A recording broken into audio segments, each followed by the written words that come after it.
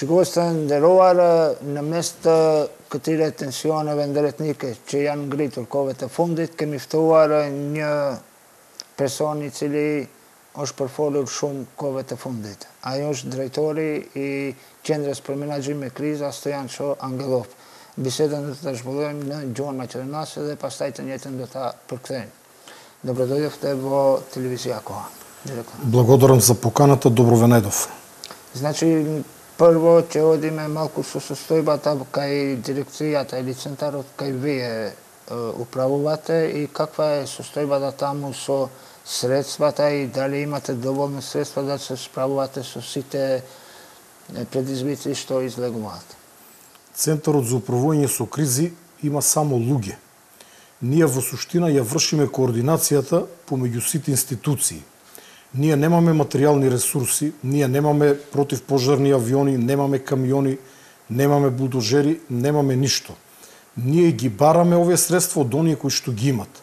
Кога има поголеми пожари, како што беше ова лето, меѓу другото и во Тетовскиот регион, по барање на градоначалникот на општината, ние комуницираме со Дирекцијата за заштита и спасување, која што има 3 противпожарни авиони. Воедно имаме комуникација со полицијата, која што имаше 2 хеликоптери за гасење на пожари и 1 хеликоптер кој што го користевме за извидување на простор, да го погледнеме пожарот од високо како изгледа и како да пристапиме кон гасење, и по потреба и хеликоптер од армијата. Ние ги координиравме леталата, како и националните сили со кои што се во рамките на Дирекцијата за заштита и спасување, каде што директор е Беки Максути, поранешен армиски старешина. Колку вработени имате во вашиот центар и каква е таму структурата на национално, значи за вработените зборам во проценти? Во овој момент Центарот за управување со кризи има околу 330 вработени, при тоа од нив 25% се албанци. Со тоа што би кажал дека во Тетово од 13 вработени 8 се албанци, во Гостивар од 16 вработени 13 се албанци, во Кичево од 17 вработени 10 се албанци, во Охрид од 6 вработени 1 албанец, во Струга од 6 вработени 3 албанци и во Куманово од 15 вработени 10 албанци. Останатите се македонци, но меѓу нив има и турци, роми, срби и така натаму. Добро, да преминеме во нешто друго, во она што вие го представувате пред македонската јавност. Значи, вие сте председател на партијата Достоинство. Моментално сте во коалиција со СДСМ и ДУИ, кој и Алијансата. Значи, вие колку членови имате во вашите редови и дали секогаш ви е гарантирано едно место во владата или? Политичката партија Достоинство настана од Сдруженијето Достоинство, која што пак настана од редовите на македонските барнители, односно од редовите на припадниците на македонските безбедносни сили, кои што учествуваа во вооружените дејствија во 2001 година. Сдруженијето е формирано во 2007 година, а 2011 година пред парламентарните избори до Централното собрание на Сдруженијето донесе одлука да формираме политичка партија, на која што јас продолжив да бидам председател, најпрво на Сдруженијето, а потоа и на партијата Достоинство. Од нашето основање во 2011 година настапивме самостојно на целата територија на државата и освоивме околу 9000 гласови. 2014 година повторно настапивме самостојно на парламентарните избори и освоивме околу 9300 гласови, додека во 2016 година во декември, они избори кога беше рушењето на режимот на Груевски, настапивме во коалиција со ВМРО НП на Љупчо Ѓоргиевски и Обединети за Македонија на Љубе Бошковски. Како тројна десна коалиција освоивме нешто повеќе од 25.000 гласови, но бевме масакрирани буквално особено во третата изборна единица со неправилности, затоа што имаше огромен број на гласачки ливчиња на кои што беа заокружени ВМРО за Македонија, така како што се викаше нашата коалиција, и ВМРО ДПМН, и со тоа тие ливчиња беа направени неважечки и јас како носител во трета изборна единица за малку не влегов во собранието. Оттаму свативме дека малите партии едноставно не можеме да успееме со овој изборен модел и ја продолживме постизборно нашата коалиција со СДСМ. Кога се формира коалицијата со СДСМ, јас се вратив во МВР како советник во кабинетот на Оливер Спасовски. Онаму каде што претходно работев 16-17 години, имам завршено факултет за безбедност и мојата кариера беше во МВР. Потоа 2001 бе издвил, бев командант во посебните полициски единици и заменик командант на специјалната полициска единица Тигри. За да потоа продолжам како инспектор во МВР, некаде во 2015 година, најпрво во 12-та, потоа во 15-та работев во обезбедување на брод антипиратска заштита на бродови, за да, мислам дека беше во 2015 околу 2 години, со повремени враќања дома работев обезбедување во Ирак, обезбедување на нафтините полиња, не поврзано со армија, но обезбедување со шлем, панцир, оружје, бев раководител, односно командир на тим лидер во Ирак. Значи, по доаѓањето на власт јас се вратив во МВР како советник.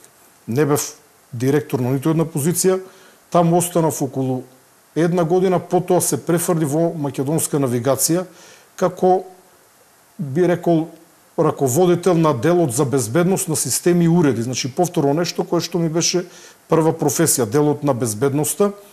2 години подоцна ме побара премиерот Заев, тоа беше периодот на ковид кризата, и побара од мене да ме стави директор на Центарот за управување со кризи. И јас пробав да го одбијам, бидејќи немав информации за Центарот за управување со кризи и не се гледав на оваа позиција на која што се наоѓам денес. Неколку дена размислував, премиерот Заев остави да размислам, при тоа ми објасни дека би било добро затоа што и требаше човек кој што ќе ги ја преземе тој силен предизвик со ковид кризата и не можев едноставно да одбијам пред се поради луѓето, граѓаните на Македонија таа позиција, затоа што сметав дека од организацијски, од менаџерски аспект можам да помогнам на мојата држава и на моите сограѓани, без разлика дали тоа се македонци, албанци или сите останати, и така ја прифатив оваа позиција. Значи, јас во мојата кариера директор сум само еднаш, само на оваа позиција. Никогаш порано, а не верувам дека и во иднина ќе останам директор. Вие сте член, да кажам, сега во коалиција, во ова влада и сега сме пред избори, значи во лето, во пролет најверојатно ќе имаме избори и се зборува и како има еден договор дека премиерот треба да биде албански премиер, значи што ќе го предложи Дуи. Дали вие сте против ова? Како дел од оваа владеачка коалиција, секако дека не сум против тоа.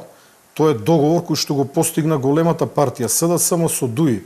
Но зборуваме за техничка влада, каде што позицијата премиер е повеќе символична, затоа што тој премиер нема да може да покаже што умее, нити ќе има доволно време, без разлика кој да биде и какви ќе бидат неговите квалитети. Но за сите државни позиции јас сум застапник на тезата да се одберат добро образовани, способни луѓе со соодветно работно искуство, без разлика на нивната етничка или партиска припадност. Ние како достоинство постојано апелираме и на директорските позиции да се ставаат професионални лица кои што работат во институциите или кои што ги познават институциите. Затоа јас во прва фаза сакав да го одбијам премиерот Заев, бидејќи сметав дека не ја познавам оваа институција и ние остануваме на тој став. Затоа што било кој министер, било кој директор, кога ќе дојде на позиција каде што претходно нема работено, му требаат месеци и месеци, а некому можеби и години, да свати каде се наоѓа, дури потоа да почне да раководи. Јас можам да се пофалам дека многу брзо сватив каде се наоѓам, затоа што во Центарот за управување со кризи има поголем број на поранешни старешини од македонската армија, со кои што се знам од 2001 година или пред тоа и потоа, но има и една група на 15 на луѓе кои што имат завршено воена академија, а започнале со работа директно во ЦУК. Тоа се исто така луѓе кои што имат воено образование и со кои што ми е релативно полесно да работам. Така што можам да кажам дека брзо сватив каде се наоѓам, брзо ги видов надлежностите на Центарот за управување со кризи, преземав контрола, но и иницијатива. Унапредив повеќе од 90 вработени, меѓу нив има и многу голем број на албанци, во суштина јас сум направив многу повеќе албанци отколку сите директори албанци пред мене. Ова можете да ги прашате вработените во ЦУК во Тетово, но не затоа што се албанци, туку затоа што сметав дека треба да бидат унапредени. Не се унапредени сите, унапредени се најдобрите. Воедно вработивме одредена бројка на луѓе во новиот сектор 112 и сметам дека го ребрендиравме Центарот за управување со кризи, се разбира со поддршка на раководниот тим внатре во институцијата, но и на сите вработени. Денес Центарот за управување со кризи е една од најпознатите и најугледни институции во државата и како директор на Центарот за управување со кризи досега сум немал никакви забелешки од аспект на етнички карактер. Со тоа што би сакал да додам дека пред мене од 2011 до 2014 директор беше мојот пријател Зулфи Адили или командант Кјуфа, поранешен командант од ДУЧК, од 14 до 16 Мутаир Максуд, 15 и 16 Сузана Салиу, од 2016 до 2020 Агром Буџаку. Па јас ќе ве прашам, јас ги почитам сите овие луѓе со Агром Буџаку, има коректна комуникација, но кажете било каков потек, било каква работа која што е завршена од Центарот за управување со кризи во нивно време. Дали всушност знаевте дека биле директори пред мене на ЦУК? Дали вашите гледачи знаеле кој пред мене бил директор на ЦУК? Така што на позицијата директор на ЦУК сметам дека направив максимум што можам, пак ќе повторам, благодарение на тимот во кој што се разбира дека има најмногу македонци, веднаш потоа и албанци. Во Тетово раководителот е албанка, на што посебно сум горд, Арлинда, која што е извореден професионалец и изворедно раководи со овој огрнок на ЦУК во Тетово. Меѓутоа, освен во директорската позиција, вие сте и председател на партија. Значи, до сега Македонија променила име, променила, значи, и знаме, и сега и предстои или едно барање за промена на уставот. Кој е вашиот став во врска со ова? За почеток би додал, бидејќи не успеав да кажам, како директор имам заменик директор, господинот Екрем Зендели, кој што доаѓа од редовите на ДУИ, поранешен професор по математика, 10 години заменик директор на Дирекцијата за заштита и спасување, 3 години со него функционираме одлично и сите овие успеси се наши заеднички успеси, бидејќи неговата политичка поддршка мене лично многу ми значи. Заедно со него успешно раководиме со ЦУК, со тоа што кон него имам само една забелешка, многу се залага за етничкото, како дел од ДУИ цело време се бори за таа етничка застапеност, се бори за унапредување на албанци, дури понекогаш кога тоа не е најоправдано, тука има одредена забелешка од моја страна. Но извореден човек, добро образован, со добро искуство и многу разбран, со кој што функционираме како тандем одлично и се сомневам дека постои друг тандем директор и заменик директор или министер и заменик министер кои што имат ваква соработка, а за тоа ве повикувам, повикајте го него на едно интервју, прашајте го неговиот став. Веднаш потоа ќе одговорам на вашето прашање. Тогаш кога ние го променивме знамето, јас бев млад, сум имал можеби 19 години и сум немал никаква моќ. Подоцна ние не само знамето, не само името, најпрво наметнатото име поранешна Југословенска република Македонија, но ние направивме многу отстапки. Јас ќе спомнам дека ние во, мислам дека беше 99 година, примивме околу 500.000 бегалци од Косово. Покажавме широкоградост како народ и ние македонците заедно со албанците од Македонија, сите заедно ги прифативме тие луѓе и овозможивме овде да се заслонат на безбедно. Иако тука не се согласувам, пошто Кирил Григоров сакаше да отвори коридор во тоа време за да се водат у Албанија, ама тоа е друга тема. Да, но беа овде така.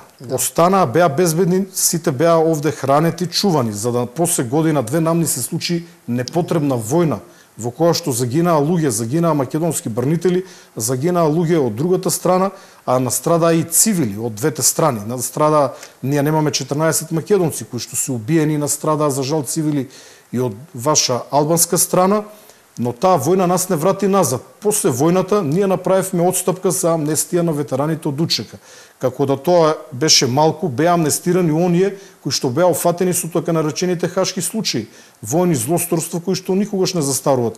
Додека ветераните на ДУЧК можам да ги разберам дека се бореле за нешто во кое што веруват, колку и да не се согласувам со нив, но сепак покажале храбро, се кренале на оружје за нешто во кое што веруват. Повторувам, колку и да е погрешно според мене. Не можам да ги сватам злосторниците кои што си живувале врз цивили, собрани од улица. Дури и тие беа амнестирани, мислам, во 2014 година. Понатака... Мислам, не е баш така, пошто мора да... 2011. 2011. Не зборувам сега за хашките случаи. Пошто понатака, законот за територијална организација. Треба да го спомнуваме и Люботен. Тука законот... И во Таму имавме пресуда, Јохан одлежа затвор. Значи имавме пресуда, некој беше во затвор. Од другата страна немаме таков случај. Тие луѓе се шетаат на слобода. Би спомнал дека Законот за територијална организација во 2004 година, со кој што вештачки беа променети границите на општините и некои општини кои што беа доминантно македонски станаа со мнозинско албанско население. Например Кичево. А например Гостивар, Струга. Зборам за градовите. Градовите се мнозинство македонци, Гостивар. Не зборам за до 2004 година. Ова ќе го проверите. Но како и да е, ние како македонци сме направиле многу отстапки, вклучително и последната отстапка со промена на државното име Македонија со додавката Северна. Од наша страна направивме многу отстапки. И кога ние треба да направиме уште една отстапка, некому тоа му изгледа малку, но за миг покажете емпатија кон нас македонците, иако верувам дека добар дел од албанците го прават тоа, ставете се на наше место и како вие би се чувствувале кога вие би требало да ги направите сите тие отстапки, вклучително и последната за влез на бугарите во уставот, нешто што само по себе воопшто не е страшно, но проблемот е што со тоа ние нема да решиме ништо, односно бугарите ќе влезат во уставот, а блокадата од страна на Бугарија ќе продолжи понатаму. Кој е вашиот став во врска со ова? Па јас сметам дека предлогот кој што го нуди лидерот на ВМРО ДПМН Мицковски е издржан. Бугарија треба да покаже едно мало разбирање. Мицковски. Лидерот на ВМРО ДПМН. Да. Тие побараа 3 работи. Едната од нив е одложено дејство на влезот на бугарите во уставот. Ништо нема да смени на бугарите ако влезат во уставот откако ќе станеме членка на Европската унија. Понатаму побараа неколку пресуди од Судот за човекови права од Страсбург да ги ефектуираат, да ги спроведат. Бугарија не сака да спроведе пресуди на Меѓународен суд на правда, на Европската унија, да кажам.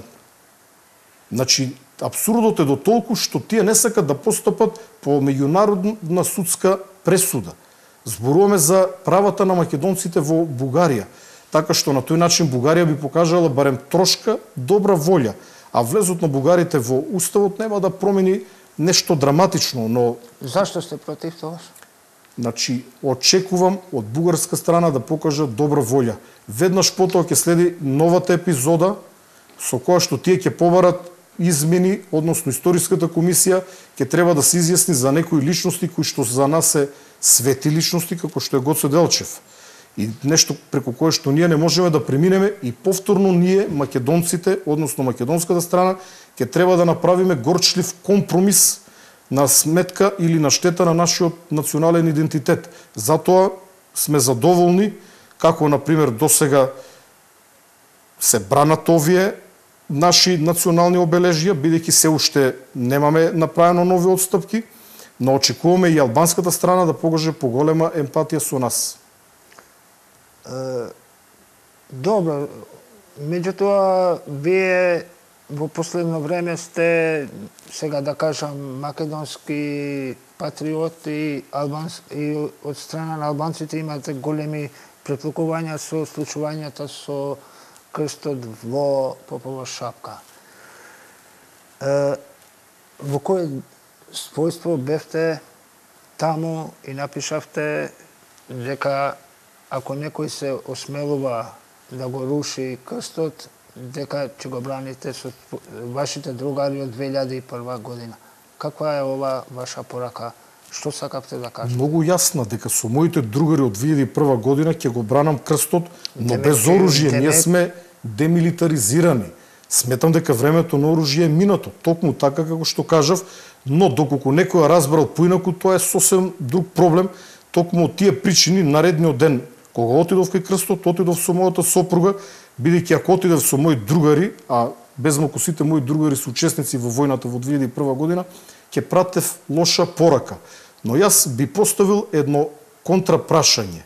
Кога ние зборуваме за ваквите дразби кон нас македонците, оваа дразба конкретно произлезе од градоначалникот на Тетово Касами. Тој побара крстот да биде отстрнет, односно срушен. Во исто време, кога спроти крстот, имаме огромна џамија на 4 ката. Исто така бесправно изградена. А крстот во однос на џамијата е навистина со многу помал. И воопшто не смета, од друга страна се наоѓа на црковно земјиште и е составен дел на црквата. Значи не се работи за некој пособен издвоен објект. Лицемерно е и користење на двојни стандарди е барањето на градоначалникот да се руши крстот, кој што според него бил бесправно изграден, во исто време кога Пола Шапка е изградена бесправно. Таму имаме стотина викендици бесправно изградени, бесправно изградена џамија за која што јас не повикувам да се руши, бидејќи не сметам дека треба да се сруши. Значи тука мора да навлегувам нешто. Значи кога се работи за ајде да не кажам дволичности, значи јас пред да повикувам на емисија влегував во некои познати центри во светот, значи кај што се скијашки центри, значи во Банско во Бугарија, Цермат влегував, дури и Копалник. Не гледав никаде голем крст. Прво, второ. А видовте ли некаде голема џамија во овие? А која е изградена прва? Значи таму џамијата или манастирот? Манастирот. Значи, за манастирот имало, значи, експертската влада, негде 90-те години дал дозвола за да се гради тоа. Ама дозволиле така, има Ама крст дозвола. немало тогаш. Добро. Без крст. И после Ама видите, во секоја црква во дворот има камбанарија и крст. Тоа не е нешто исто како што секоја џамија има минаре. Значи, рековте дека не сте против џамијата таму. Во моментот кога изградена, секако никој пат не би повикал на нејзино рушење. Бидејќи тоа ќе предизвика директни меѓуетнички тензии. Како директор на Центарот за управување со кризи, не само како политичар, како председател на достоинство, една од основните опасности според Законот за управување со кризи за нашата држава е верска нетрпеливост и омрза, а рушењето на крстот ќе го пробуди токму тоа, верска нетрпеливост, нешто повеќе од меѓуетничка нетрпеливост. Дали сте запознаени дека имало таму се собраве подписи за до државен инспекторијат, градежен инспекторијат за да се руши џамијата. Дали сте не сум запознат со тоа, но ако мене ме прашувате, јас сум против рушење и на крстот и на џамијата. Тие се изградени, јас можам да се согласам со вас да поставиме прашање дали имало потреба да се изградат во еден скијачки центар кој што треба да биде развиван, но видете, тие се веќе изградени. Таа е затекната состојба и во овој момент дали требало да се изградат е едно, но ние знаете дека нашите цркви и манастири се градат вообичаено на сите повисоки места, на планини, бигорски каде изградени. Многу наши манастири се изградени на такви позиции, додека џамиите претежно се градени во селата, во местата каде што луѓето може да отидат да се молат. Така што ја не гледам кој на Попова Шапка, дали воопшто оди некој во оваа џамија да се моли, бидејќи не живеат луѓе, одат само туристи. А многу почитувам правото на луѓето кои што отише таму на еднодневно скијање или на 2 дена да отидат да се помолат во џамијата. Значи, иако можеби не сте баш повикуван за ова тема, што следното прашање е, пошто рековте дека сте правиле многу отстапки како Македонија и македонци. Значи, јас само да ве подсетам дека во врска со верските објекти во Прилеп запалена џамијата 2001 и нема дадена дозвола за да се изгради. Има плац во нова населба во Куманово за џамија. Нема дозвола за да се гради. Има иницијатива во аеродром, исто. За да се изгради џамија не дава дозвола. Дали ова и дали стои тоа дека сте многу толерантни? Само ќе ве подсетам за Лешочкиот манастир, кој што е на неколку километра од местото на кое што ние сега зборуваме, кој што беше срушен до темел во 2001 година. Предпоставам од ДУЧК. А знаете дека во 2012 има пријава дека тоа е бомбардирано од РТА? Не знам за такво нешто. Она што јас го знам дека е стручен во 2001 година од страна на припадници на УЧК. Но што се однесува за дозволите за џамии, ова тема е сепак надвор од моите ингеренции, надлежности, но еве зборувате за аеродром. Во местото, јас живеам во аеродром, ние немаме муслиманско население. И можеби по тие причини не дават дозвола. Оному каде што има муслимани, не гледам причина да не се даде дозвола за џамија, затоа што имат право да се ги остваруваат своите верски обреди, чувства во тие џамии. Но во аеродром не гледам каде има Джева изградите што се таму, тие се од турците изградени, тие се муслимани, мислам, и има што живеат таму. Не, тоа видете сега, турците може и во Штип да изградат зграда, тоа не е доволно тие до зградата да направат џами ако во зградата живеат македонци, но немам информации, не би шпекулирал сега. И значи со овие проблеми муслиманите не се соочуваат во Германија, во Швајцарија. Онаму каде што има муслимани треба да има џамија, но ќе ве прашам еден друг момент, еве кога влегуваме во Скопје од тетовска страна. Доминантни се џамиите, наместени се да се гледат од сите страни. Понатаму ги има и наводно на неколку места каде што се сомневам дека и живеат луѓе. Кога влегуват од страна на Катланово, повторно е доминантна џамијата. Значи има џамии таму каде што живеат албанци. И не гледам некој проблем во тоа, иако се така стратешки би рекол распоредени. Но преку верата не смееме да тераме дневна политика, затоа го повторувам мојот став, оному каде што има муслимани, треба да има џамии, докато тоа го посакуваат граѓаните. Оному каде што нема, не гледам причина. Од друга страна, има многу големи реакции на христијаните во Скопје, дека џамиите наутро намерно се пуштаат многу гласно.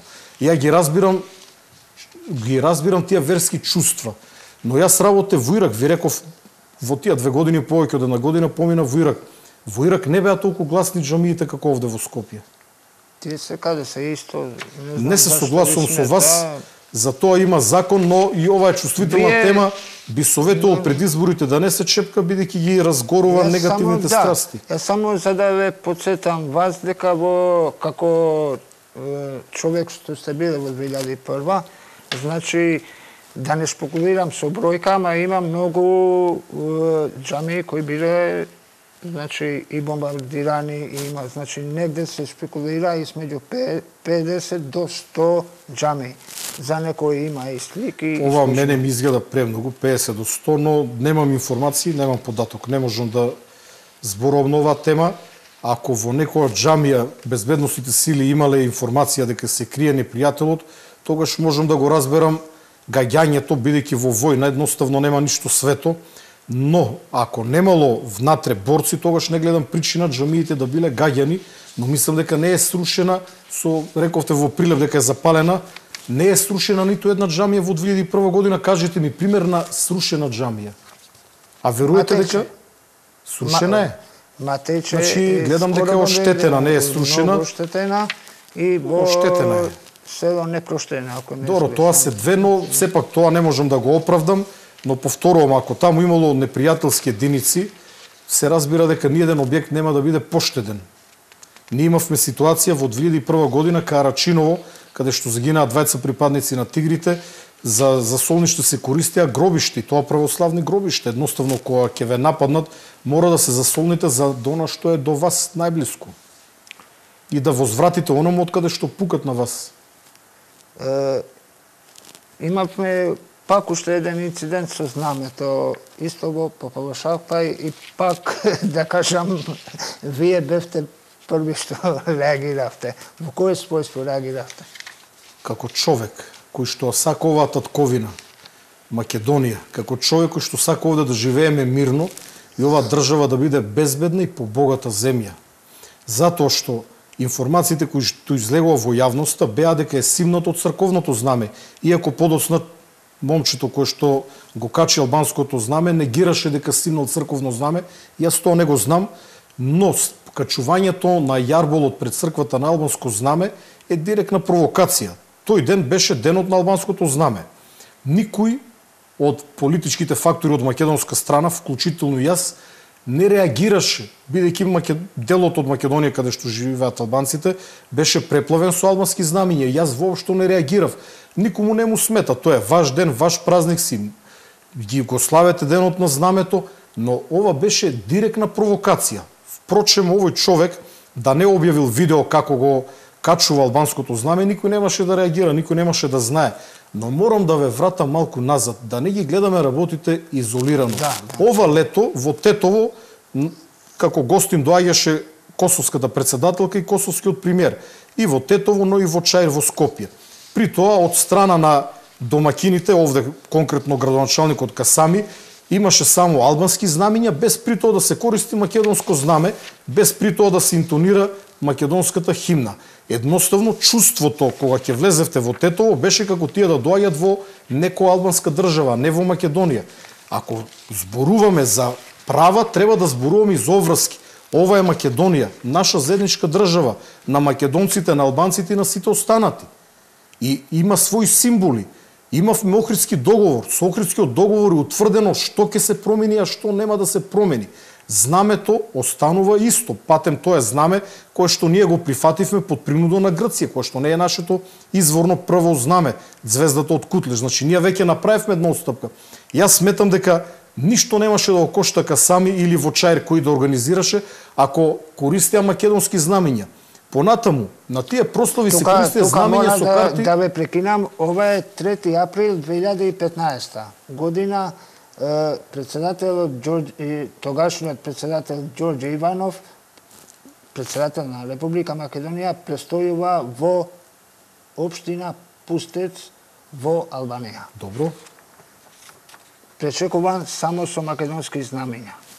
Дали некој од Пустец бил приведен од албанската полиција, зашто немало албанско знаме таму? Не можам да одговорам на ова прашање, дали некој беше приведен затоа што немаше македонско знаме во Тетово. Значи сега вие правите паралела помеѓу Пустец има покренато, и Тетово. Има за кое што пред 2 дена Касами каже дека од Македонија ќе прави трета албанска држава. Дразбите кои што доаѓаат во континуитет се директна провокација. Ја разбирам таа предизборна реторика, но се запрашува дали Касами, но и други некои албански политички фактори би користеле националистичка и шовинистичка реторика, доколку таа не се допаѓа на одредена категорија на гласачи, затоа што не беше само знамето, потоа беше реакцијата за крстот. Значи, реакцијата за химната. Касами изјави дека овде во училиштето ќе ја пушта албанската химна, што според мене не смее да се случи, тоа е кривично дело. Ова е Република Македонија. Каде што живеат држава на македонците и албанците. Живеат и скоро 30% од албанците. А во Косово колку проценти живеат албанци? 92. Па зошто они го нема това знаме со двоглав орел на црвена позадина за државно знаме? Тоа е државно знаме, не е национално знаме. Не ме разбра, ама зошто не го користат тоа знаме, туку го користат косовското? Двете знамења се користат. Така? Да, тоа е, значи... прво е државно знаме, другото е национално знаме. Значи, националното знаме се користи и во Црна Гора од албанците, во Прешево, во Македонија. Дали денот на албанското знаме имаше реакции пред да се случи настанот на Попова шапка? Видовте од македонска страна реакција? Напротив, прочитав неколку врвни македонски политичари кои што го честитаа денот на знамето, да не ги именувам. И од опозицијата и од власта. Дали имаме споменици на Учека? Знаете дека во Чаир има споменик на Учека во Скопје. Дали некој посегнал по тој споменик? Никој ништо нема направено. Споменик со двоглав орел на кој што го има амблемот на Учека. Дали на останатите споменици на Учека било кој посегнал по нив? Не е направено ништо. Дали е во ред во Сопот да се стави плоча мермерна со карта на голема Албанија? Дали тоа води кон мир? Ако се побара, јас ви зедов примери за џамиите, сега и за спомениците на Учека. Ако се бара дозвола, не се дава дозвола. Затоа значи не тие се изградени како што се изградени. Ама сте слушнали ли моја реакција еве на таа тема? А ние не можеме да направиме споменик на Карпалак, каде што изгореа 10 луѓе. На автопат сакате споменик? Покрај автопат? Не на автопат нема да може да мине од возилата, но покрај автопатот има место. Покрај автопатот има билборди, покрај автопат има бензински пумпи, има мотели. Така што може покрај автопат да биде изграден споменик. Сакавте да се навраќаме низ години, еве ќе ве навраќам јас малку како било и порано. 1968 за албанското знаме имаме 15 уапсени. 1994 за Тетовскиот универзитет убиени и уапсени. 97 за знамето Тетово Гостивар уапсени 20 градоначалници. 2023 година кога кажуваат дека треба да има соживот, имаме тројца албанци кои се повикуваат во полиција, има кривична поставка против нив за албанското знаме. 68-2023. Дозволите за како? Не се согласувам со вас. Не, апсолутно не сте во право. Како за албанското знаме? Па пред неколку дена ќе речам дел од државата каде што живеат албанците беше преплавена со албански знамења и немаше никаков проблем. Кој е повикан во полиција затоа што користел етничко знаме? Па еве случајот со Бошапка и случајот со отидете во црковен двор, повторно не ме разбирате. Тоа е директна провокација. Во најмала рака да не објавил на Фејсбук, никој немаше да забележи, никој немаше да знае. Значи тоа е провокација, верувам дека е наивна провокација, но ние мораме да ги осуетиме таквите провокации затоа што ова е многу чувствителна тема. Имаме убава држава, убава земја, треба да се бориме да биде побогата држава, членка на Европската унија. Овие остатоци од минатото да ги тргнеме на страна. Вие сега ми изборувате за 64-та, заборавете го тоа. 68-та, 94-та, 97-та, 2001-та. Ајде да излеземе сега после емисијата ни Тетово да видам колку македонски знамења има на улицата во Тетово, колку албански. Зошто нема ниту едно македонско знаме? Ова е Албанија или Македонија? Во која држава се наоѓаме? Јас, значи, иако сега мора да, пошто сум и новинари, мора да почитувам одредени правила, значи ќе земам за право да ви кажувам, да ви одговорам вака. Значи според последниот попис во Тетово, знаете вие дека не мора да се почитува баденцерото право. Пошто македонците се испод 20%. А зошто се по 20%? А колку беа пред 2001 македонци? Ама зошто се по 20% македонци? Од убавини? До 30. Не, ама одговорете ми колку беа пред 2001 македонци во Тетово. Јас ве прашувам вака, значи моите... Сега избркани се македонците, принудени се да се иселат од овде. И албанците се иселени исто. Значи ве прашувам, зашто во Македонија, во Тетово треба да има многу улица на имиња и еве и булеварди, училишта и све друго за луѓе што кои еве новата генерација која треба да гледа кон идината треба да се има име од 18 век или 19 што нема ниту една допирна точка. Тие имиња не можат да се сменат. Имиња на балисти имаме во Чаир во Скопје. Имиња на балисти во Тетово. Но сега не можам точно конкретно да ви одговорам, ќе ви одговорам писмено да ги откријам имињата. Ама тие не се службено. Значи пошто како мислите не се службено? Па не се службено, не се користат службено. Па име на училиште е преминувано каде што учат македонски деца повеќето. Со имена мислам дека беше припадник од УЧК во Чаир, сега ме начекавте неподготвена оваа тема. На што личи тоа? Во школа во која што учат деца на загинати брнители, школото да го носи името на некој припадник на УЧК. Па затоа ви викам јас. Сметам дека двете страни треба да си ги почитуваат загинатите. Мене не ми смета кога вие албанците или дел од албанците ги славите вашите загинати од УЧК. Тоа е во ред. Но тоа треба да биде направено на начин кој што не е провокативен. Може тоа да им го кажете на вашите следбеници кои ви пишуваат, значи во вашите коментари, значи ако не се согласуваат албанците со нас, нека одат во Албанија. Добро, тоа со тој јас не се согласувам.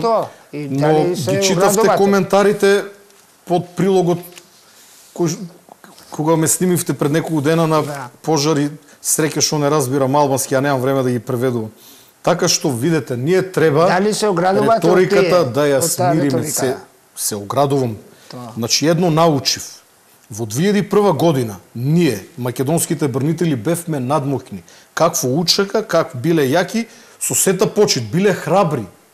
Зеле оружје да се борат за кауза. Ние имавме борбени авиони, борбени хеликоптери, тенкови хаубици, минофрлачи, имавме поголем број на војска. Добро, ова сега не е за фалење, пошто знаете, во Арачиново не можевте да влегувате, ама друга тема, значи тоа. Арачиново ќе беше исчистено за неколку дена. Сега остите тие приказни дека не сме можеле. Ние во Арачиново немавме причина да брзаме, беше обколено од сите страни, беа во стапица, немаше каде да бегат. Но друга ми е поентата со Абедин Зимбери, поранешен комендант од ДУЧК. Во повеќе наврати сум седел и зборувал и мислам дека тој ми укажа на еден момент кој што порано за мене беше тешко сватлив, односно не можев да го прочвакам. И во суштина, еве да предпоставиме дека во некое село каде што живеат само албанци и ние ќе ги поразиме УЧК и ќе оставиме пунктови, таму ќе ставиме луѓе од Берово, од Кочани, од Штип, тие ќе седат неколку месеци, година, две, на крај мора да си заминат, овде остануваат албанците. Тоа ме натера да размислам и да, ова е наша заедничка држава. И ние, најголем проблем е што ние не се познаваме. Македонците од истокот не ги познават албанците и обратно. Кога ние би се мешале почесто, кога би разговарале помеѓу себе, но кога би гледале во иднината, а да не го заборавиме минатото, затоа што за минатото никош нема да се согласиме. Ама мене нема да се согласиме за него никогаш. Ми реагиравте за моите податоци во врска со 68, 94, 97. Па ти не ги знам, но како и да е, треба да гледаме во иднината, да ги тргнеме она што знаеме дека ќе го провоцира другиот. Дури и вие да сте убедени дека тоа не е провокација, знаете дека ќе делува како провокација, важи и за двете страни, за наша страна, да не го правиме тоа. Јас зошто отидов на Попова шапка, рано наутро отидов сам, бидејќи во мојата изјава за крстот делот, каде што кажав со моите другари од 2001 година, беше сватен во милитантна конотација, иако ќе кажам дека ние денес сме невооружени. И за да не предизвикам дополнителна дразба, првиот пат отидов со сопругата, вториот пат отидов сам, да видам дали е таму албанското знаме кое што во текот на ноќта полицијата го тргнала. Патем, јас ги почитувам знамињата, јас никош нема да скинам туѓо знаме, нити да го газам. Можам само уредно да го здиплам и да го дадам на тој кој што му припаѓа, бидејќи знамето е света работа. Моето македонско знаме е свето за мене, вашето за вас. Патем во целата работа е добро тоа што вашето знаме е православен символ. Значи ние го користиме во православието и нам не ни е толку туѓо. Само нашето е со две ореди, така. Не со еден орел, со две глави. И нашиот орел има круна во канџите, така што, но видете, не треба тоа да биде извор на етничка провокација. Дали сте спремен вие ова, кога искачате пред албанските медиуми, имате по-малку мека реторика, ама кога искачате на телевизиите, во националните или на македонските, имате пожестока реакција. Дали тоа го правите за да придобијате гласови? А и сега, каде ти виде мека реторика кај мене? Па нели се огради? Кажав дека џамиите ви се стратешки распоредени. Кажав дека пресилно ги пуштате звучниците. Кажав дека не треба да има знамена. Кажав дека не треба да има знамена во дворот на манастирот албанско знаме. Кажав дека не смеете да го чепнете крстот. Не вие лично, сега да не ме разберете. Касами градоначалникот не смее да го чепне. Јас стоам на тоа. Крстот никој не смее да го чепне. Каде гледате вие помека реторика? Во начинот на кој што се изразувам. Што ако утре, пример, има иницијатива за рушење? Ќе земете пушки и ќе одите таму? Нема да има таква иницијатива, ќе го бранам, да, со голи гради вака. А ако некој не нападне со оружје, тогаш ќе се снајдеме, ќе го браниме со оружје. Значи пак се враќаме на 2001. Ако некој со оружје отиде да руши крст, ние ќе го браниме со оружје. Јас сум во топ форма и физички и психичка, а Бога ми се уште... Значи се навраќаме на 2001. Не, ама видете, вашето прашање како е. А што треба сега, кога вие зборувате дека некој ќе го руши, јас што треба да кажам, па добро, срушите го. Сега, дали јас треба на вашето прашање да возвртам со контрапрашање, што со џамијата? Јас имам доблест да кажам дека џамијата не треба да биде чепната, а не срушена. Сметам дека не треба. Цело време спомнуваме дека ова е Република Македонија, треба да се почитуваат законите во Македонија, уставот и све. Така. И значи пример... Сега ми дојде добра идеја. Срушите ги 80 викендици bespravно изградени, срушите џамијата која што е bespravна, па потоа крстот. Значи, ако така? Според ова логика, ако се гради тука црквата е со дозвола изградена, сами реков. Само црквата, без крстот. Значи, ако се гради bespravно, Значи и ние ќе градиме безправно, така? Ама види, кршите законот. крстот се поставува, тоа не е изгород. Вие зборувате како да е направена зграда. Дајте малку да бидеме пообјективни. Колкав е крстот во однос на минарето на џамијата, не во однос на џамијата? Не сметани, во Лондон има над 500 џамии, во цела Европа ги има. Дури во Лондон е и муслиман градоначалникот. Замисли да е вие ме слушате ја што реков. Дека не треба ништо да биде струшено. И замисли да е градоначалникот муслиман во Скопје. Дали би го прифатиле вие? Ако победи на избори, зошто да не? Ако победи на избори, само сликата, граѓаните се тие кои што кажуваат, не јас. Значи не било баш така добро прифатено џамијата во Попово Шапка. Еве, јас имам многу примери, поставен темелни, на диво се гради џамија на Попово Шапка, кои иницијативи има за докај инспекторатот, за градежен инспекторијат. Значи не било баш така лесно прифатено тоа. Но сега изградена. И е таму, така. И нити џамијата, нити крстот не треба да бидат рушени. Не треба да се зборува на таа тема. Завршена работа, финиш. Вие имате иницијатива и вчера и пред неколку дена за закон за бранителите. Мислам, добивте и поддршка од ВМРО ДПМН. Денес пратеникот Ковачки. Само да го завршам, да од партијата со која бевте противставени страни, ако утре има иницијатива за ветераните на УЧК да има закон за нив, дали ќе прифаќате? Апсолутно не. Ние нема да дозволиме да бидеме израмнети со оние кои што ја нападнаа државата во 2001 година. Во нити еден случај. Ние ја браневме нашата татковина Македонија. Ја браневме да остане цела. Пред неколку дена и Али Ахмети самиот призна, кажа дека нивната идеја била или идеал голема Албанија. Потоа сватиле дека тоа не е добро и се изрази малку погрешно дека одлучиле да бидат господари во Македонија, нешто што мене воопшто не ми се допаѓа. Ваш коалиционен партнер е, како и да. Ние не треба за 100% работи да имаме исти мислења. Но како и да е, сметам дека од албанска страна ветераните на УЧК се испочитувани. За почеток, вие албанците имате малку, би рекол, подобар однос кон вашите борци. Не знам, вие лично зборувам генерално како народ. Од македонска страна народот си ги почитува и сака своите бранители. За жал, сите влади, почнувајќи од 2001 година до денес, не се однесува најдобро, некои се однесува дури и негаторски кон нас македонските бранители. И со оваа наша иницијатива, бидејќи се работи за само 15 на семејства на се уште необештетени загинати бранители, и според моите последни информации, можеби се 5-6 ранети воени инвалиди, ќе биде затворено ова прашање во делот на семејствата на загинати на воени инвалиди. Таа иницијатива има хумана димензија, ВМРО ДПМН дадоа поддршка, очекувам и СДСМ да даде поддршка една за секогаш да го затвориме тоа прашање. Хумано од ваша страна, ама неумано во соврска со УЧК, така? Тоа не е умано. Во делот на оние кои што се ранети, сите македонски граѓани кои што имат здравствени проблеми, без разлика дали некој ги добил во војна, државата и нуди помош, така, здравствена нега, социјална помош и така натака.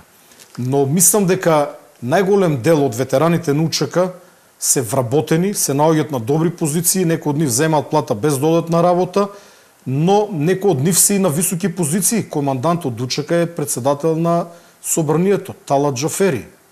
Командант од УЧК, неколку команданти беа пратеници во Собранието, како например Абедин Зимбери. И уште неколку. Еве командант на специјалните единици си во центарот такви. Прв, единствен. Јас сум единствен, нема втор. Ниту еден бранител нема на друга висока позиција, што е една голема неправда. Нашиот резервен кадар е фрлен на маргините на општеството, има луѓе кои што трпат за леп. А при тоа дале многу во таа воена 2001 година. Но 2001 година треба да ја разговараме малку поотворено. Јас започнав со Абедин Зимбери еден процес. За жал, беше голем притисокот особено кон него. Јас немам ништо против, тоа го постојано зборувам и на македонските телевизии, дека ние треба меѓу себе да разговараме, бидејќи оној кој што бил во војна не сака нова војна. Јас не сакам веќе војна, треба да зборуваме за убава иднина. Но ако бидам принуден, јас сум сега поопасен отколку во 2001 година. Во која смисла? Па сум се наживеал, 51 година, не се плашам да умрам за татковината. А од каде опасноста за вашата татковина? Па нема опасност. Реков доколку се појави, а не очекувам затоа што Вака Стојанчо Ангелов, јас не сум го слушнал никогаш кога било загрозена Македонија и од Грција и од Бугарија. Не сте ме следеле, најверојатно. Бетер сум бил, како не сте... Само не можеме со они воено да се пресметаме. Значи така, тука послаба. Во Македонија војна нема да има. Веќе нема кој да војува, тоа е добро, и нема зошто. Ова треба вие, сега цело време ко зборувам вие, преку вас, како водител уредник, се обраќам на дел од албанците, бидејќи јас имам вработени еден куп албанци во ЦУК со кој што имам супер соработка. Значи, покрај барањето права, треба да знаете дека има и обврски. Ја да ве прашам во Тетово на колку места има фискални каси. Во Скопје на Пластичарска улица во пола Дуќани нема фискални каси. Значи треба да се плати данок, па потоа да се бара од државата. Изгледа добро, значи во ова влада... Да не влада... спомнам некои големи села во околината. Ова влада... Каде што нема ниту една фискална каса. Само нешто, значи... Времето 2017 се спомнуваше дека се сруши режим во Македонија. Нели беше така? Да, и го срушивме режимот. Го срушивте режимот со 50 и 60 илјади гласови албанци од Тетово и околината што гласале директно за СДСМ, за да се сруши тој режим. Какво ова влада што уште од тоа време до сега обстојува, како им возврати на нивните, на овие гласачи кои веруваат дека ќе имаат подобар живот? Кажете една капитална инвестиција во Тетово или Тетовска. Фабрика за електрични автомобили. Требаше тоа да се отвори. Приватно. Нели, ама државата даде еден куп пари за да се отвори. Не знам до каде е изградбата. Јас кажувам капитална инвестиција. Автопатиштата, кој ги работи автопатот? Кој автопат? Кој што треба коридор 10. Па уште не е изграден. Ја викам Но колку пари се дадени, го води Артан Груби тој проект? Албанец од Буи. Јас прашувам еден капитален проект што е направен за чест на тие 60.000 гласова албанци од тоа што им дадоа и поддршка на ова влада, значи да биде, да се сруши режимот и за подобар живот. Вице-премиер во владата од СДСМ е Фатмир Битики, албанец, извореден професионалец. Ама не е капитална инвестиција, зборам нешто инфраструктурно. Ајде да ве прашам, во Штип какви капитални инвестиции има? Во Делчево, во Берово, во Пробиштип, во Струмица? Штип, Миладиновци, сте се запрашали ли како живеат македонците во Пробиштип? Знаете дека е иселен Пробиштип, дека нема луѓе. Знаете дека во Берово, пола Берово мажите се шофери, дека нема луѓе да отидете сега во Берово. Ама автопат Штип, Миладиновци има добар. Тетово, Гостивар не е направен. Знаете ли колку луѓе живеат во Источна Македонија? Значи, една работа, рековме, 25% од жителите на Македонија се албанци. Тоа значи дека ако на една голема маса на слава седнат 20 луѓе, само 5 се албанци, 15 не се албанци, најголемиот дел се македонци, ки има еден србин, турчин, ром и така натака. Знаете Источна Македонија колкава е? Знаете Штип колкав е? Кочани, Виница, Делчево, Берово, Пехчево, Каменица, Пробиштип, Струмица, Радовиш, знаете дека има огромен број на население кој што живее таму. Тој автопат е само до Штип. Во Тетово од кога има автопат односно до Гостивар? 20 години. И тоа е капитална инвестиција. И повторно правиме капитална инвестиција овде со тој коридор 10, мислам беше овде, да не ги погрешам бројки. Дали има перспектива за двата народи да живеат заедно тука во Македонија? Има, значи мојата реторика се однесува на луѓе кои што се, да кажам така, понапалени, понегаторски настроени кон нас македонците.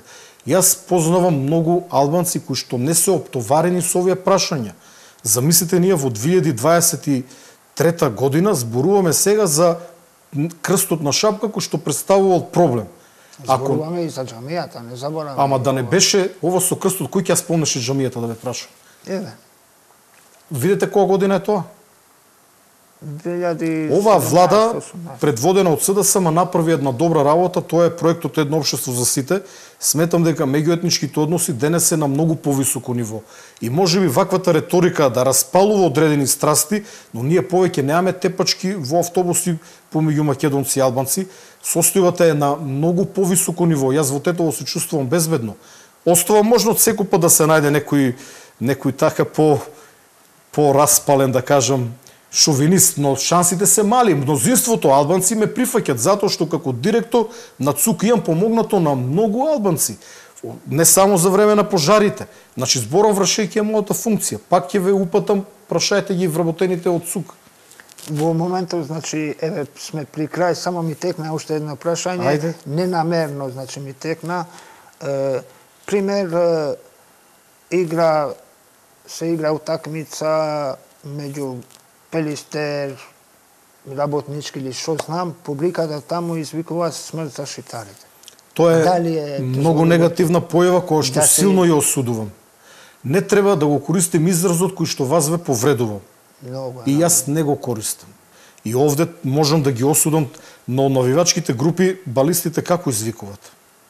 Тие кога игра Шкендија, може извикуваат. Ама кога игра Шкендија со пример со една друга албанска екипа, немаат ништо што извика. Навивачките групи се посебна категорија. Знаете дека во Англија имат голем проблем со навивачките групи. Насекаде во светот тоа е појава, но силно осудувам. Значи, таквите извици само ја разгоруват омрзата. Јас за крај на емисијата ќе кажам дека ние сме граѓани на ова преубаво парче земја. Јас сега работејќи го кризниот менеджмент гледам од еден поинаков аспект нешто кое што сите го гледаме, но не сме многу свесни за него. Кај нас нема торнадо, кај нас нема земјотреси, со многу ретко. Имало неколку земјотреси. Кај нас нема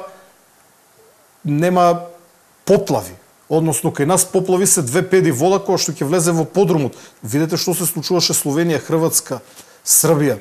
Кај нас дури и пожарите беа многу помали. В Грција, четврт Грција изгоре ова лето. Знаете какви пожари? Загинати луѓе, паднати авиони, хеликоптери. Преубаво парче земја. Од Македонија, од Скопје до Приштина нема еден час возење по автопатот Арбен Џафери, кој што имаше добра визија и таа влада да обстоеше, мислам дека немаше да имаме војна, а вие ќе ги добиевте овие права против кои што факт е дека ние бевме дел од нив, без никаква војна и без загинати луѓе, но како и да ја имаме преубаво парче земја, да живееме заедно, па ние на крај на крајштата не мора многу да се сакаме, но да се почитуваме. Тоа е и целта, значи. И запознавање, патување, отидете во Пробиштип да видите колку сиромашно живеат луѓето. Не се албанците во лоша состојба во некои села затоа што се албанци. Лошо живеат македонците насекаде низ државата. Генерално лошо живееме сите, а најголем показател за тоа е оваа модерната чума и селувањето. Знаете дека луѓето се селат од овде како да бегат од страшна болест. И би рекол дека албанците во поголем обем го прават тоа. Ние имаме цели села, и можеби не цело село, а не претерувам пола села и селено. Ќе видите 4-5 преубави куќи кои што ги изградил некој татко за своите синови, во нив нема никој. Има неколку старци. Тие луѓе нема никој пат да се вратат во Македонија. Тоа важи и за македонската страна. Мојот брат живее во Швајцарија со неговото семејство. Од Штип имаме еден куп луѓе кои што се иселени. Јас потекнувам од Штип. Источна Македонија проблемот со исилувањето е страшен. Ние за во овој момент веќе фалат работници за одредени професии, како ќе биде во следниот период. Затоа да тргнеме национализам, шовинизам на страна, да тргнеме на страна крстови џамии, да се бориме за побогата и побезбедна држава. Јас ви благодарувам на гостувањето. Има многу да се разговара на ваквите теми и не мора да има согласување, мора да има спротивставови страни. Тоа е. Многу е важно да ги почитуваме различните мислења. Јас не очекувам мене да ме разберат сите. И од македонска страна, уште помалку од албанска страна. Нормално е за едниста работа да имаме различни мислења. Но да го сватиме тоа како нешто нормално. Нормално да имаме различни мислења, но тоа да не правиме непријателства, кои што понатака ќе го загрозат нашето живење, на тој начин и животот би бил посиромашен, наместо да создаваме фабрики во кои што луѓето ќе земат добри плати, ние треба да се расправаме со реторика од 19 век. Фала. Благодарам. Шикосен делува шифреми на емисионет тиера.